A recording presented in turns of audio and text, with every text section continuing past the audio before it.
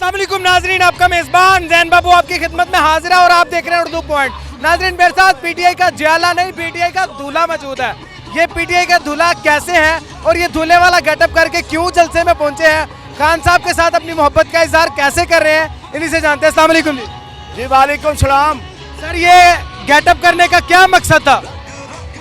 मेरे भाई, पहले नंबर तो मैं अपना तारफ़ करा दूं। रियासत अमान मेरा नाम है और गुजरांवाला से मैं बिलोंग करता हूं। यहाँ खान साहब की मोहब्बत में आया हूं। अब आपने पूछा है मेरे गेटअप का, मेरे कॉस्ट्यूम का। जो बंदा किसी से इश्क करता होता है ना, उसके हर नाज नखरे को वो अडाप्ट करने की कोशिश करता है। मेरा इश्क मेरा खान है, मेरा जुनून मेरा खान है। उसके जो उसका सिंबॉलिक निशान है, झंडा है उसका, उसको मैंने अपने ऊपर जेब तन करके अपनी वफादारी का सबूत दिया है कि मैं तन मन धन से खान साहब के साथ हूँ। और इंशाल्लाह ताला मरते दम तक ऐसे खुददार पाकिस्तान के लिए, ऐसी इम्पोर्टेड जो हुकूमत आई है, इसके खिलाफ जहाद करने वाले कप्तान के साथ इंशाल्लाह ताला हम हर वक्त साथ हैं। अपने बच्चों के मुस्तकबिल के लिए खान साहब के साथ। कितने बच्चे हैं आपके? मेरे 5 बच्चे हैं अल्हम्दुलिल्लाह। 5 बच्चे हैं, माशाल्लाह। आप उनका ख्याल करें, आप क्यों जलसों में आ गए? ये देखें, मैंने अपने 5 बच्चों का ख्याल नहीं करना, इस कौम के सारे बच्चों का ख्याल करना मेरे पे और सब पाकिस्तानियों पे फर्ज है। जब मेरा कप्तान सारी कौम का जुम्मा ले रहा है तो मैं कौन होता हूँ अपनी इनफरादी सोच सोचने वाला? मैं जब इज्तिमाई सोच सोचूंगा तो मेरे बच्चों का भी मेरा अल्लाह निगहबान होगा। मेरा कप्तान मेरी कौम का रखवाला है, मेरा कप्तान मेरी कौम का लीडर है। वो जब सोच रहा है सारी कौम को, तो इंशाल्लाह उस कौम में मेरे बच्चे भी हैं, जिनका जब कौम बेहतर हालत में होगी, मेरे बच्चे खुद बेहतर हालत में इंशाल्लाह ताला होंगे। अच्छा, मुझे ये बताइएगा सर के गुजरांवाला से आप पैदल आए हैं, किस चीज़ पे आए हैं?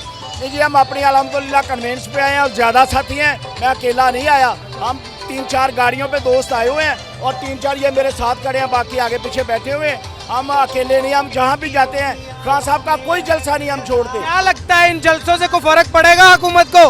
पड़ेगा नहीं, पड़ चुका है। अब इनकी शक्लें देखें, जिनकी हुक्मरानी है, क्या अपनी ईमानदारी से बताएं, ये लगते हैं हुक्मरान? ऐसे हुक्मरान होते हैं? ये चोरों जैसी शक्लें हैं। जब कोई थानेदार किसी मुलजम को, किसी चोर को पकड़कर हवालात में बंद करता है ना, तो फिर उसकी शक्ल देखना, उसको फिर कंपैरिजन करना इनकी शक्लों से। फवाद चौधरी साहब यहाँ पर रहे हैं, फवाद चौधरी साहब का हल्का है ये। फवाद चौधरी साहब ने कितने को काम करवाए अपने हल्के में? आप तरक्याती कामों के हवाले से करते हैं। हमारी गवर्नमेंट ने, खान साहब की गवर्नमेंट ने मेगा प्रोजेक्ट दिए हैं जिसका कौम को फायदा।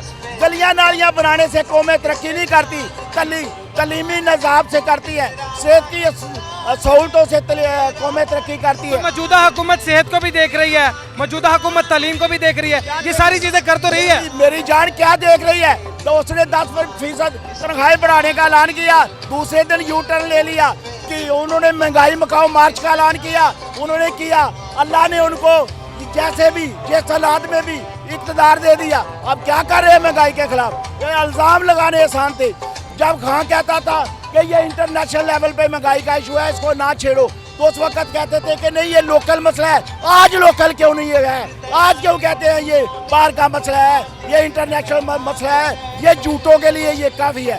ये इनको 21 दिन में ये जो छितर पड़ रहे हैं ना, जो महंगाई का मसला इन्होंने कौम को बेवकूफ़ बना के खान के गले में डाला था, कुदरत ने इनके गले में डाल दिया। खान साहब जिस सिचुएशन से गुजर रहे हैं, उनको किसी न किसी मशवरे की जरूरत है। हो सकता है आपके मुंह से निकली हुई बात उनके काम आ जाए। क्या मशवरा देना चाहेंगे उनको? पहले नंबर तो हमें खान साहब को मशवरा देने की ज़रूरत नहीं है। उसके बावजूद हमारी एक आवाज़ है कि खान साहब या उनके जो इर्द गिर्द के कैबिनेट है, हम एक बात करते हैं, हमारी लड़ाई उस इम्पोर्टेड हुकूमत के खिलाफ है जो बिला वजह हमारे ऊपर ठोंसे गए।